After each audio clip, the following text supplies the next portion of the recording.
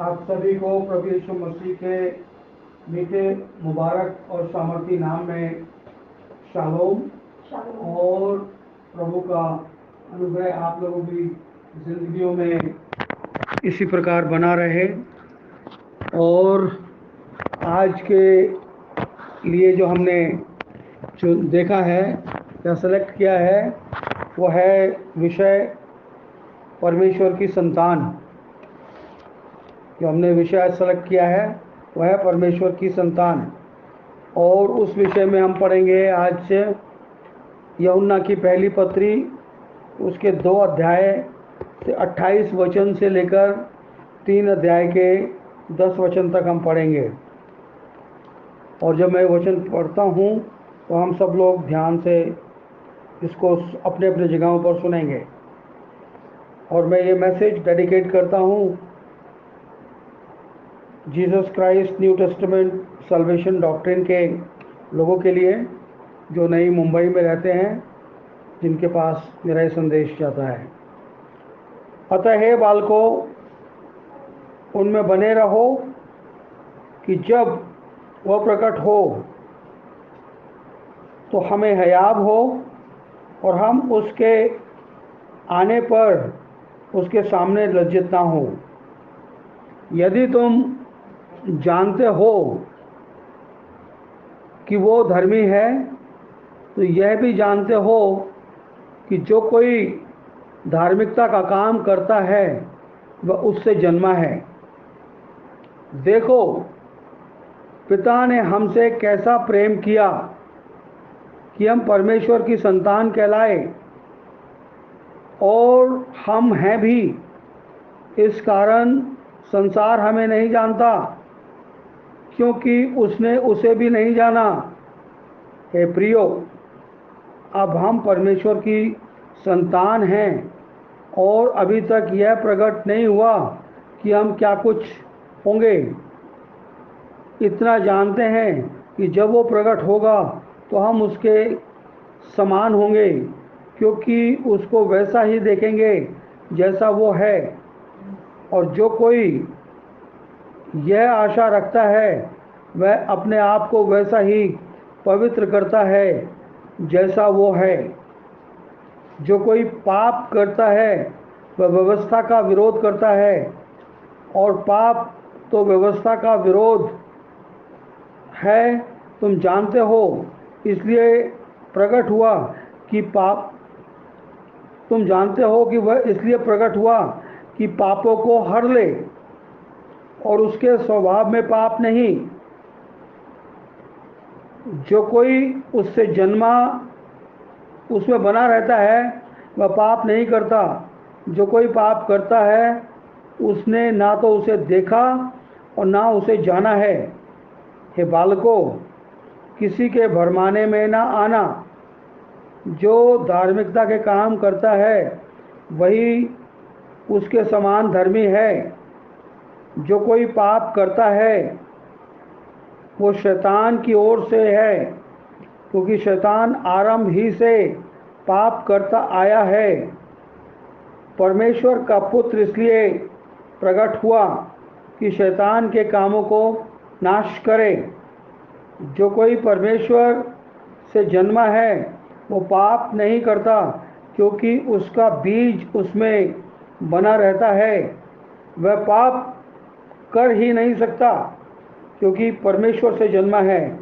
इसी प्रकार परमेश्वर की संतान और शैतान की संतान जाने जाते हैं। जो कोई धार्मिकता के काम नहीं करता वो परमेश्वर से नहीं, और ना वो अपने भाई से प्रेम रखता है।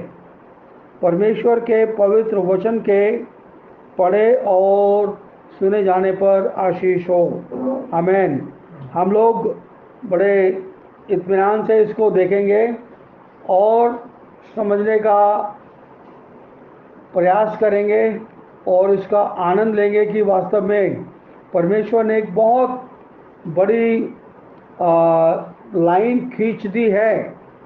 और वो लाइन कहती है कि परमेश्वर की संतान और दुष्ट की संतान, इसके ऊपर कभी आपने कोई संदेशा बाइबल में नहीं सुना होगा लोगों से, परंतु ये एक बहुत बड़ी सत्य कथा है कि परमेश्वर की संतान है तो शैतान की भी संतान इस पृथ्वी के ऊपर पाई जाती है, और उनके पहचानने का एक तरीका भी है।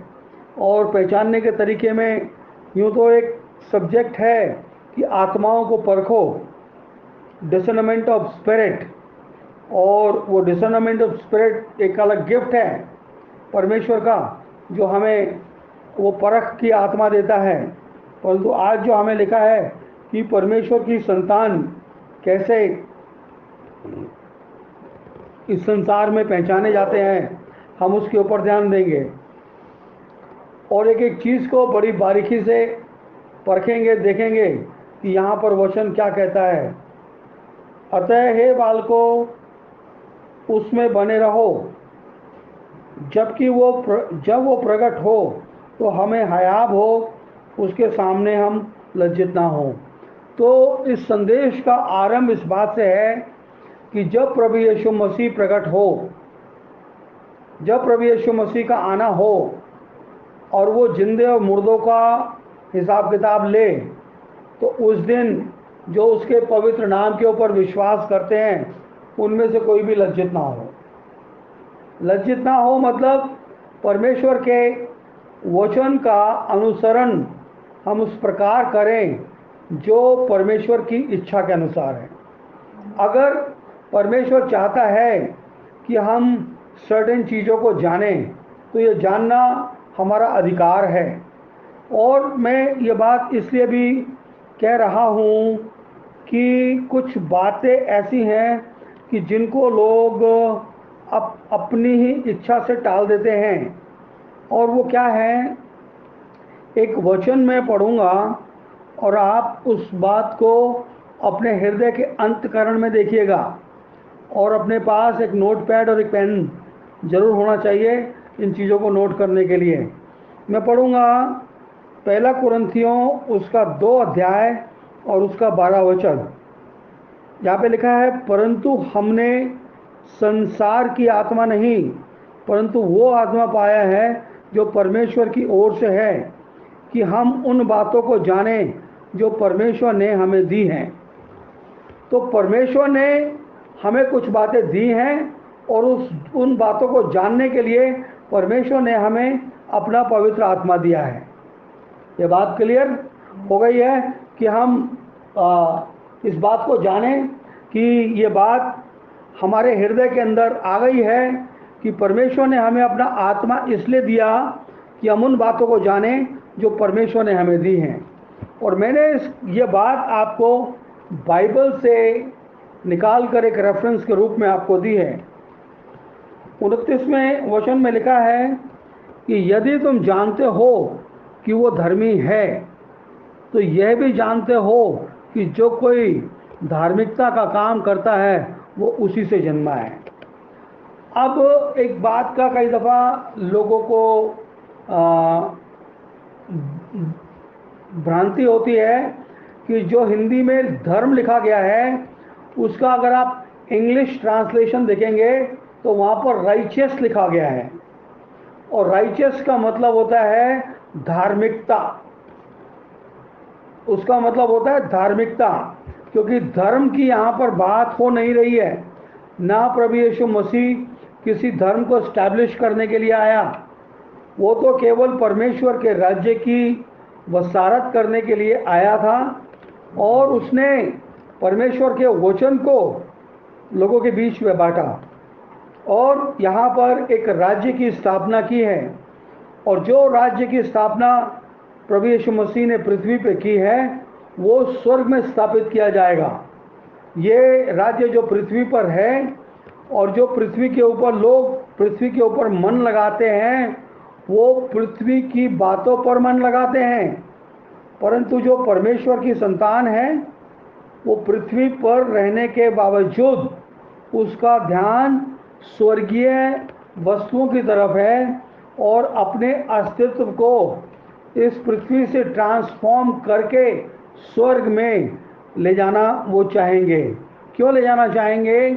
क्योंकि पौलुस ने एक जगह पर लिखा है कि मैं उसकी मृत्युंजय की सामर्थ को और मरे हुओं में से जी उठने के पद को प्राप्त करूं, वो इसलिए बड़ी लालसा के साथ इस कार्य को अंजाम दे रहा है। तो जब एक परमेश्वर के एक भक्त का ये कार्य है कि वो अपनी पूरी सामर्थ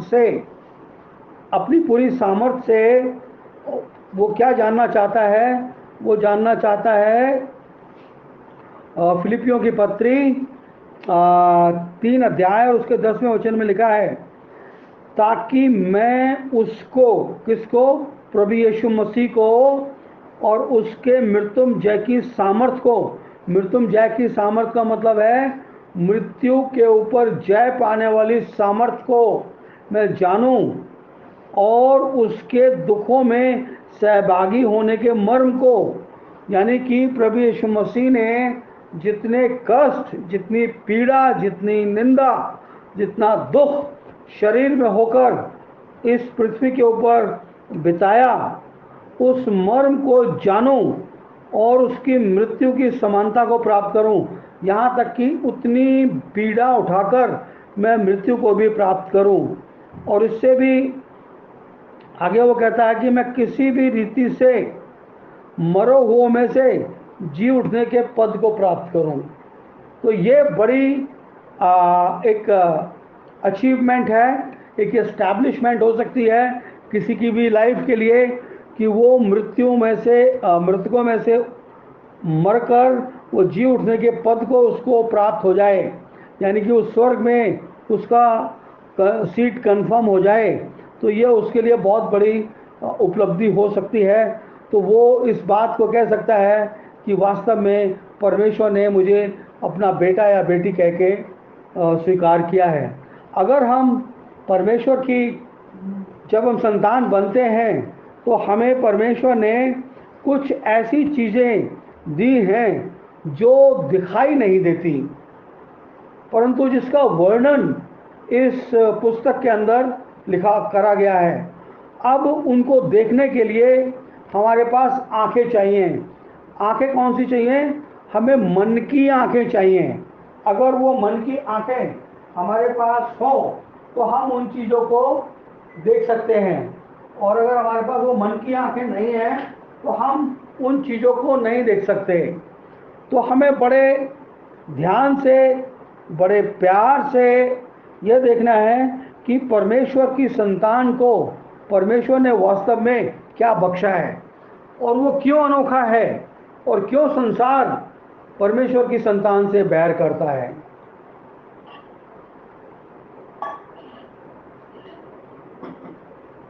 परमेश्वर की इस योजना को देखें। 3 अध्याय 1 वचन, देखो पिता ने हमसे कैसा प्यार किया कि हम परमेश्वर की संतान कहलाए।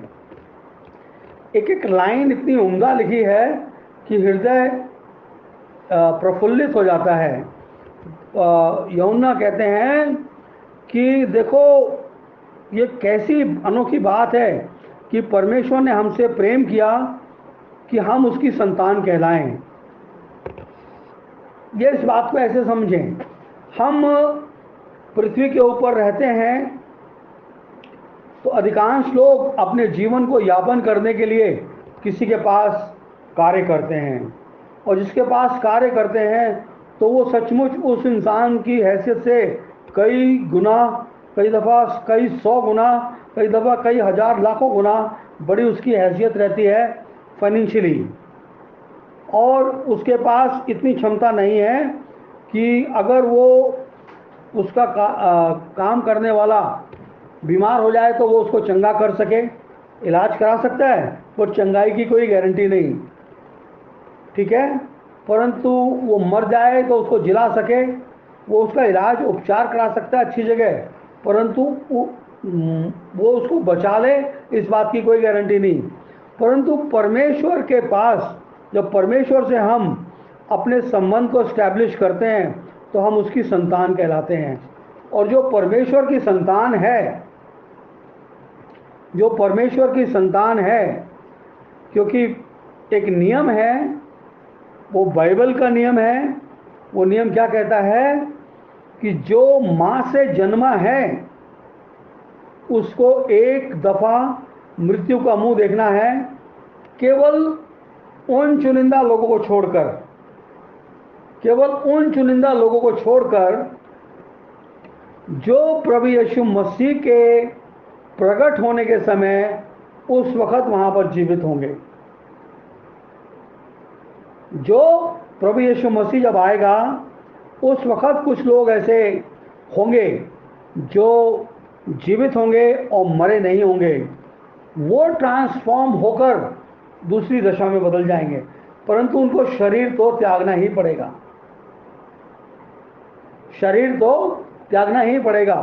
तो इसलिए अगर कोई मरता है तो उसकी मृत्यु से आपको धक्का लगता है, आपको ठोकर लगती है, तो ये गलत बात है। हर एक इंसान को उसकी पैदाइश के टाइम से उसको रिटर्न टिकट मिल जाता है कि मेरे बेटे मेरी बेटी, तुझको इतने साल, इतने घंटे, इतने मिनट और इतनी सांसें मैंने दी हैं, इसको तू जी के आ जा। और जब वो उसको पूरा हो जाता है तो यानी कि वो पृथ्वी का वीज़ा उसका ख़त्म हो जाता है और वो यहाँ से कूच करके वहाँ चला जाता है जहाँ उसको जाना है। तो हमारे पास एक एक चीज़ काउंटेड है। हम कोई भी चीज़ ऐसे ब्लफ में नहीं करते कि नहीं यार ऐसे कर लो ऐसे कर लो, नहीं।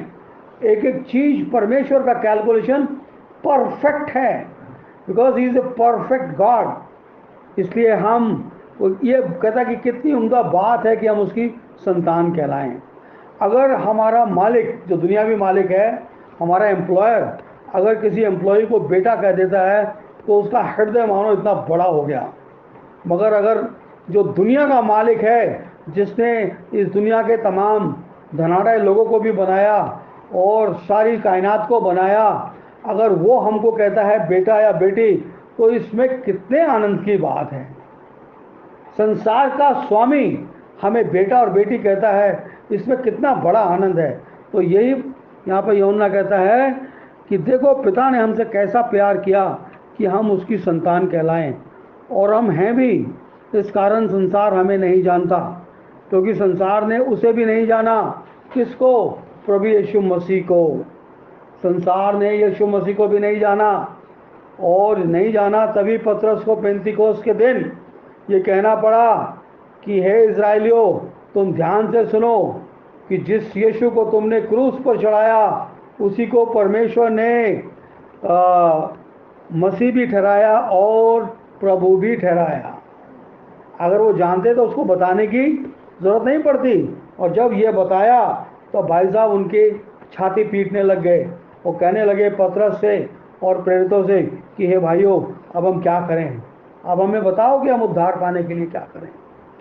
सो इसलिए संसार ने उसे भी नहीं जाना, और अभी तक यह प्रकट नहीं है कि हम क्या कुछ होंगे, पर इतना जानते हैं कि जब वो प्रकट होगा हम उसके समान होंगे, क्योंकि उसको वैसा ही देखेंगे जैसा वो है। क्योंकि जब प्रभु यीशु मसीह प्रकट होगा तो हम जो स्वर्ग में उठाए जाएंगे और जो अनंत जीवन में जाएंगे, उनकी दशा और प्रभु यीशु मसीह एक समानता में होंगे। क्योंकि जब आप दूध को देखते हैं, आप डिफरेंट एरिया से दूध ला सकते हैं। जब आप उनका मिश्रण करते हैं तो उसमें आप भेद नहीं कर सकते कि ये दूध ऐसा था, ये दूध ऐसा था, नहीं, वो एक समान हो जाता है। आप जो स्वच्छ पानी की मैं बात कर रहा हूँ, स्वच्छ पानी को लेके आके आप उसका मिश्रण करेंगे, उसकी क्वालिटीज़, उसकी जो ट्रांसपेरेंसी है वो एक समान होती है।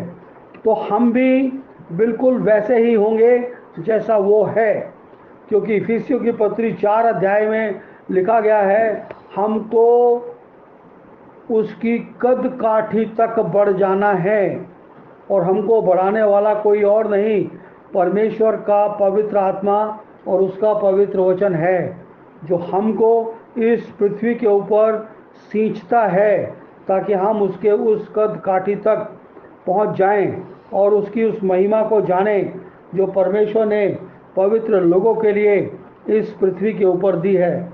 आज तीसरे वचन की ओर चलते हैं। और जो कोई ये आशा रखता है कि वह अपने आप को वैसा ही पवित्र करता है जैसा वो पवित्र है, क्योंकि परमेश्वर का वचन पहला पत्रस 1:16 में लिखा है, पवित्र बनो क्योंकि तुम्हारा बुलाने वाला पवित्र है। पवित्र बनो क्योंकि तुम्हारा बुलाने वाला पवित्र है। तो अब जो कोई ये आशा रखता है कि हम भी वैसे ही होंगे जैसा वो है, तो उसको चाहिए है कि वो अपना ज़िंदगी को पवित्रता के साथ बिताए, पवित्र आचरण के साथ बिताए, पवित्र नेचर के साथ बिताए और पवित्रता उसकी ज़िंदगी का पार्ट एंड पार्शल हो जाए। जो कोई पाप करता है वह व्यवस्था का विरोध करता है, और जो पाप तो व्यवस्था का विरोध है, क्योंकि अगर कोई मनुष्य पाप करता है तो वो परमेश्वर के विधान का विरोध करता है, परमेश्वर की इंस्ट्रक्शंस का विरोध करता है। मैं दूसरे शब्दों में कहूँ तो वो अपना ही नाश करता है, क्योंकि जो व्यवस्था का विरोध करता है, परमेश्वर के नियम का विरोध करता है, वो अपने जीवन का जो भाग उसका परमेश्वर में है उसको वो खोता है। क्योंकि प्रकाशित वाक्य में एक पद लिखा है, मैं आपके लिए ज़रूर पढ़ूंगा यहाँ पर। बिल्कुल आखिरी 22 अध्याय के अंदर लिखा है, मैं हर एक को जो इस पुस्तक की भविष्यवाणी की बात सुनता गवाही देता हूँ कि कोई मनुष्य इन बातों में से कुछ बढ़ाए तो परमेश्वर की विपत्तियों को जो पुस्तक में लिखी है बढ़ाएगा। यदि कोई भविष्यवाणी की पुस्तक की बातों में से कुछ निकाल डाले तो परमेश्वर उस भाग को जो वृक्ष का और पवित्र नगर में है, जिसका वर्णन पुस्तक में है, उसका भाग निकाल देगा। इसलिए इन बातों का हमें ध्यान करना है कि ना तो हमें बात इसमें से कुछ घटाना है, ना इसमें हमें कुछ बढ़ाना है। जितना परमेश्वर ने कहा है उतना ही हमें उसको लेकर चलना है, उतना ही हमें उसको लेकर चलना है। क्योंकि ये बहुत इम्पॉर्टेंट है कि जब परमेश्वर ने एक पैमाना निर्धारित कर दिया है तो हम उसके अंदर अपने पैमाने का इस्तेमाल ना करें। जब हम दुनियादारी में रहते हैं और दुनियादारी में किसी के साथ व्यवहार करते हैं या कुछ लेन देन करते हैं, एक पुराने ज़माने की अगर हम बात करें तो पुराने ज़माने में ऐसा भी होता था कि लोग गाँव में रहते थे और एक घर में अगर मान लो पिसा हुआ आटा नहीं है या आटा ख़त्म हो गया तो वो अपनी पड़ोसन से एक बर्तन लेके जाते थे कि आप मुझे इसमें आटा दे दो। तो आटा भरने के दो तरीके हैं, एक तो आटे को ऐसे मारा आटे में और फुल्ला फुल्ला उसको भर के दे दिया। दूसरा ये है कि उस बर्तन में आटे को दबा दबा कर और जितना मैक्सिमम आ सकता है उतना भर के हम उसको दें। तो जब वो पड़ोसन उस बर्तन को अपने घर लेके जाएगी तो वो उसमें से आटा निकालेगी, उसको मालूम पड़ जाएगा कि ये आटा मुझे दबा के दिया गया है या ऐसे ही भर के दे दिया गया है। परमेश्वर भी कहता है कि जिस पैमाने से तुम नापते हो, जिस पैमाने से तुम नापते हो उसी पैमाने से तुम भी नापे जाओगे। अगर हमारा आचरण परमेश्वर की दृष्टि में सही नहीं है तो परमेश्वर भी हमको उसी पैमाने से नाप के रखेगा।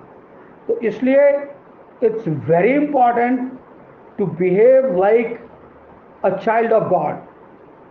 और जब हम चाइल्ड ऑफ गॉड की बात करते हैं, परमेश्वर वॉइस नहीं है, परमेश्वर तरफदारी नहीं करता किसी की, परमेश्वर हाँ की हाँ ना कि ना में विश्वास रखता है।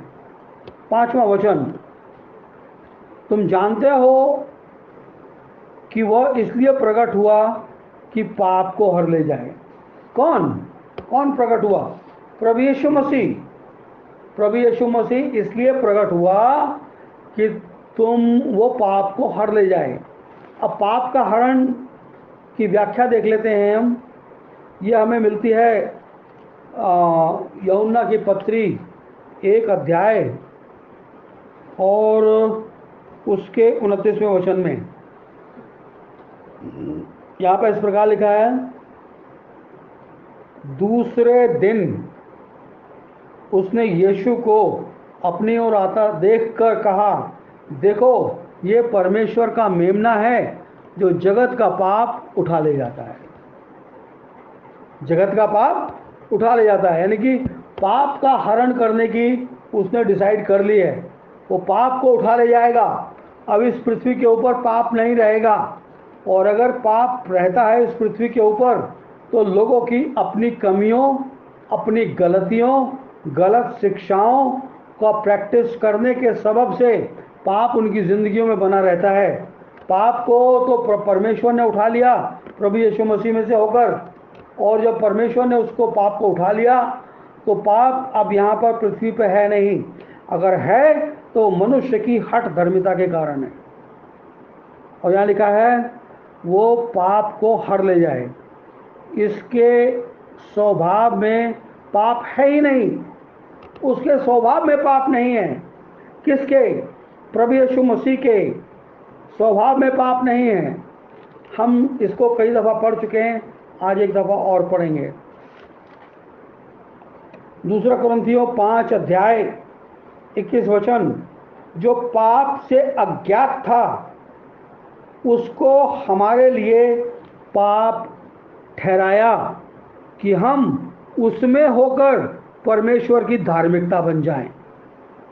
देखा आपने, जो पाप से अज्ञात था उसको परमेश्वर ने पाप ठहराया। कैसे? जब प्रभु यीशु मसीह पाप का हरण करने आया तो उसने उस पाप को अपने ऊपर ले लिया, और जब पाप को अपने ऊपर ले लिया तो वो पाप यीशु मसीह के ऊपर लादा गया।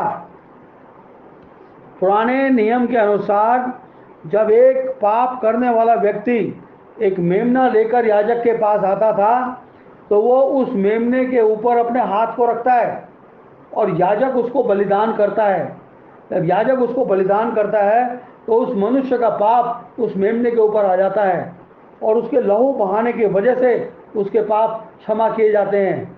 और जब यहाँ पर प्रभु यीशु मसीह जो पाप का हरण करने के लिए आया था, उसको यूहन्ना ने देखा, वो कहता है कि देखो जगत का पाप उठा ले जाता है। जब उसने जगत के पाप को उठाया और कलवरी के क्रूस के ऊपर लेकर उसको चढ़ गया और उसने वहाँ से अपने रक्त को बहाया, ये हमारे लिए एक जीवन की आस बनी और हमारे लिए नियम ठहराया कि जो कोई यीशु मसीह के नाम में होकर बपतिस्मा लेगा वो उस पाप से वंचित हो जाएगा, पाप उसका छुड़ा दिया जाएगा, पाप को धो दिया जाएगा, पाप उसका विमोचित कर दिया जाएगा और वो पाप रहित हो जाएगा। पाप का और उसका कोई संबंध नहीं रहेगा, क्योंकि उसको धोने के लिए यीशु मसीह का लहू वहाँ पर हाजिर है। और जब लहू वहाँ पर हाजिर है तो उसने उसको उससे बिल्कुल पाप रहित कर दिया, क्योंकि उसके स्वभाव में पाप नहीं। जो कोई उसमें बना रहता है वो पाप नहीं करता, और जो कोई पाप करता है उसने ना तो उसे कभी देखा ना उसे कभी जाना। जो पाप करने वाला व्यक्ति है उसकी और प्रभु यीशु मसीह की मुलाकात मानो कभी हुई नहीं है। इसलिए पाप से हमें दूर रहना चाहिए और पाप को बिल्कुल हमें अपनी ज़िंदगी से बाहर रखना चाहिए। वो उसका तरीका केवल एक है कि जो नियम जो परमेश्वर ने ठहराए हैं उस नियम के अनुसार हम उसकी सेवा करें। आज बहुत सारे लोग हैं जो जगत में सेवकाई करते हैं और सेवकाई करके उनको बहुत सारी भीड़ मिलती है और भीड़ में बहुत सारी उनको भेंटें भी मिलती हैं, तो उनको लगता है कि शायद खुदा ने कारनामा कर दिया। अगर खुदा ऐसा कारनामा करता तो 12 के 12 प्रेरितों को अपनी जान नहीं देनी पड़ती, और वो रोटी रोटी के लिए दर बदर ऐसे मारे मारे फिरते थे। खाना वो उनको देता था मगर खाना कसाले का खाना देता था वो, और उनकी जान का जोखिम सदैव बना रहता था। क्यों? क्यों? उन्होंने संसार के साथ कंप्रोमाइज नहीं किया। आज बहुत सारी संस्थाएं, बहुत सारे लोग संसार के साथ एक कंप्रोमाइज कर लेते हैं। आप एक संस्था का ऑर्डिनेशन ले सकते हैं, मगर उनकी डॉक्ट्रिन फॉलो करने की आपको ज़रूरत नहीं है, क्योंकि आज पूरे संसार के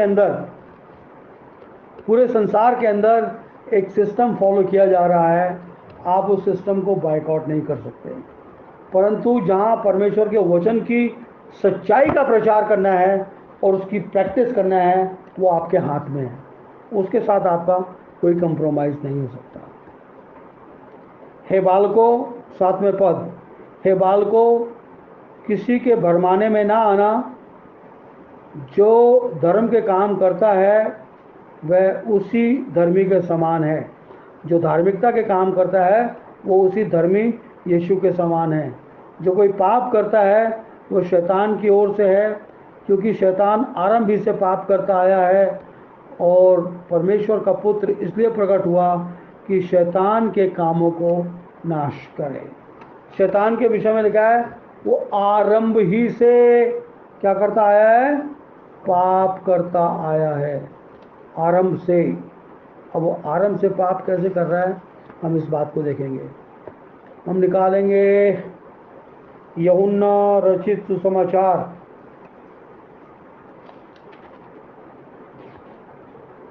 यूहन्ना रचित सुसमाचार 8 अध्याय और उसका 44 वचन। वो कहता है, यीशु मसीह ने कहा, तुम अपने पिता शैतान से हो और अपने पिता की लालसाओं को पूरा करना चाहते हो। वह तो आरंभ से हत्यारा और सत्य पर स्थिर ना रहा, क्योंकि सत्य उसमें है ही नहीं। वह झूठ बोलता है, अपने स्वभाव से बोलता है, क्योंकि वो झूठा वरन झूठ का पिता है। झूठ का पिता है, तो झूठ का जो जनक है, झूठ का जो बाप है, वो शैतान है। तो जब हम झूठ बोलते हैं तो हम उसको रिप्रेजेंट करते हैं। तो हमें झूठ का सहारा नहीं लेना, हमें झूठ का सहारा नहीं लेना। इसलिए क्योंकि परमेश्वर की संतान और दुष्ट की संतान के बीच में एक बहुत बड़ा फर्क है। और परमेश्वर, यहाँ लिखा है 7वें वचन में कि हे बालकों, किसी के भरमाने में ना आना। जो धार्मिकता के काम करता है वो उसी धर्मी के समान है, क्योंकि जो पाप करता है वो शैतान है, शैतान की ओर से है, क्योंकि शैतान आरंभ ही से पाप करता आया। परमेश्वर का पुत्र इसलिए प्रकट हुआ कि शैतान के कामों को नष्ट करे।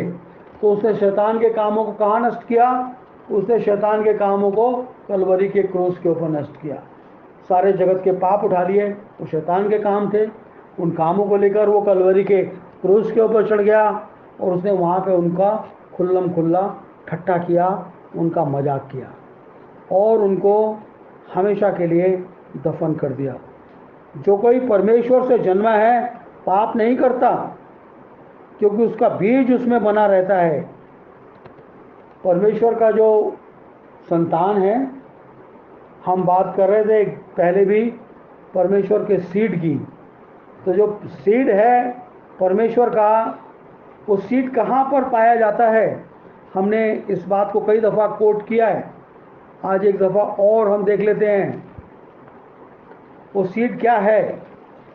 वो है पहला पत्रस 1 अध्याय उसका 23 वचन, क्योंकि तुमने नाशवान नहीं पर अविनाशी बीज से। ये बीज कौन सा है? अविनाशी है, जिसका कभी नाश नहीं होता। अविनाशी बीज से परमेश्वर के जीवते और सदा ठहरने वाले वचन के द्वारा नया जन्म पाया है। इसलिए जो परमेश्वर से जन्मा है उसमें परमेश्वर का बीज पड़ा रहता है और वो कभी पाप नहीं करता, वो कभी पाप नहीं करता। क्योंकि जो कोई परमेश्वर से जन्मा है वो पाप नहीं करता, क्योंकि उसका बीज उसमें बना रहता है और वो पाप कर नहीं सकता, क्योंकि परमेश्वर से जन्मा है। 10वां और आखिरी वचन इसी से परमेश्वर की संतान और शैतान की संतान जाने जाते हैं। जो कोई धार्मिकता के काम नहीं करता वो परमेश्वर से नहीं जन्मा और ना वो अपने भाई से प्रेम रखता है। ये दो क्वालिटीज़ हैं। अगर एक इंसान जो धार्मिकता के काम नहीं करता और जो अपने भाइयों से, अपने परिवार से, अपने कुटुंबियों से, भाई भी यहाँ पे दो प्रकार के भाई हैं, बिल्कुल इसको समझ लेना चाहिए। एक भाई वो है जो उसके माँ बाप से उत्पन्न है, एक भाई वो है जो प्रभु यीशु मसीह के लहू के द्वारा परमेश्वर की संतान बनते हैं। तो अगर जो परमेश्वर की संतान से प्रेम नहीं रखता वो भी दुष्टता के काम करता है, क्योंकि कोई भाई अपने भाई से बैर नहीं रखता और कुछ भाई तो यहाँ तक होते हैं कि अपने सगे भाई से भी बैर रखते हैं।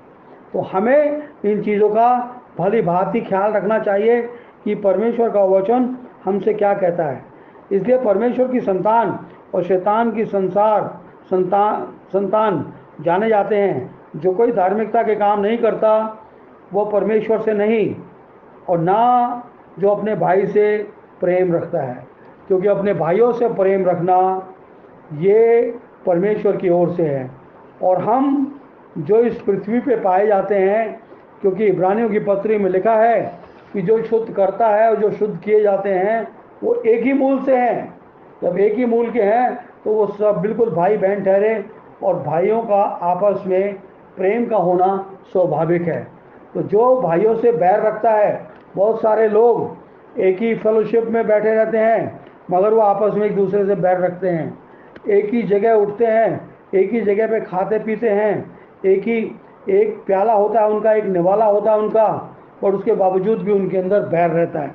तो ये बैर किसी भी कीमत पर रहना नहीं चाहिए। हम किसी से भी प्यार करें, हृदय से करें, दिल से करें, सामने वाले की इच्छा उसके ऊपर छोड़ दें, क्योंकि हमने अपना हिस्सा जो परमेश्वर के अंदर हमारा जीवन है हम उसको कदाचित ना खोएं।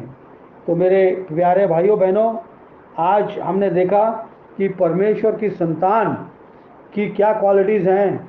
उन क्वालिटीज़ को हम अपनी ज़िंदगियों का एक हिस्सा बनाएं और हम परमेश्वर की महिमा अपनी ज़िंदगियों से इसलिए करें ताकि हमारी ज़िंदगियों को देखकर बहुत सारे लोग परमेश्वर के पास आ जाएं और परमेश्वर की महिमा अपने जीवन से करने के लिए अपने आप को ऑफर कर सकें। तो प्रभु यीशु मसीह आपको बड़ी आशीष और बरकत दे और अपनी महिमा के लिए बहुतायत से इस्तेमाल करें। आप अपने आप को परमेश्वर की जीवित संतान बनाकर इस अंधकार में संसार में प्रस्तुत करें, ताकि आपके जीवन के द्वारा इस संसार के अंदर एक रौनक आ जाए। God bless everybody.